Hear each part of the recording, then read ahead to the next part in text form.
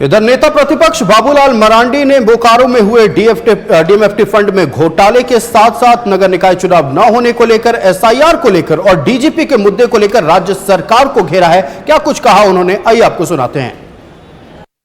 तो ये जो राज्य सरकार है वो चुनाव ही कराना नहीं चाहती है, क्योंकि सब कुछ अपने पास रखना चाहती है और इस कारण से मामला ही लटका हुआ है वर्षों से। अब कई निकाय का तो हमें लगता है कि शायद 1 साल या 2 साल भी हो गया होगा, लेकिन चुनाव नहीं करा रही है। लेकिन इतना तो तय है कि इस मामले को हम जांच तो करवाएंगे। हम केंद्र को भी पत्र लिखेंगे ताकि इस मामले की जांच हो, क्योंकि इसको कैसे छोड़ सकते हैं। अगर इतनी बड़ी राशि का लोग दुरुपयोग करेंगे, लूटेंगे, तो जिस पर्पस से नरेंद्र मोदी जी ने ये फंड बनाई थी, इसलिए उन्होंने डीएमएफटी फंड क्रिएट किया था ताकि पैसा जमा हो जाए और डिस्ट्रिक्ट में ही, और फिर वहीं पर जो प्रभावित क्षेत्र है, प्रभावित लोग हैं, उनके कल्याण के कामों में वहाँ पर पैसा लगाया जाए।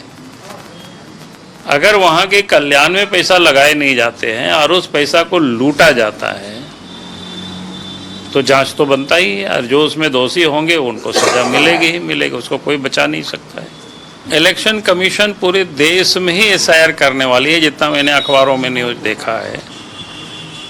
शायद केंद्र में बैठक भी कर चुकी है और राज्य के इलेक्शन कमीशन लोगों से भी वो बात कर रही है, लिखा पढ़ी, जो चलता प्रोसेस वो चल रहा है।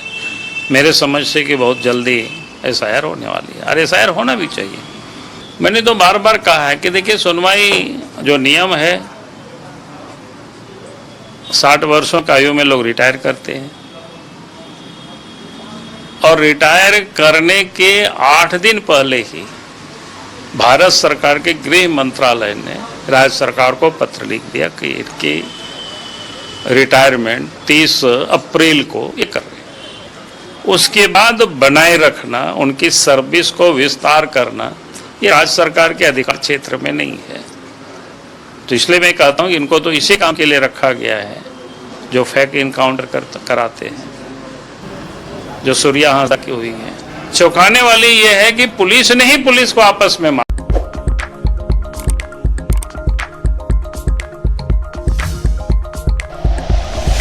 Like and share videos, subscribe करें हमारा चैनल और प्रेस करें बेल आइकॉन।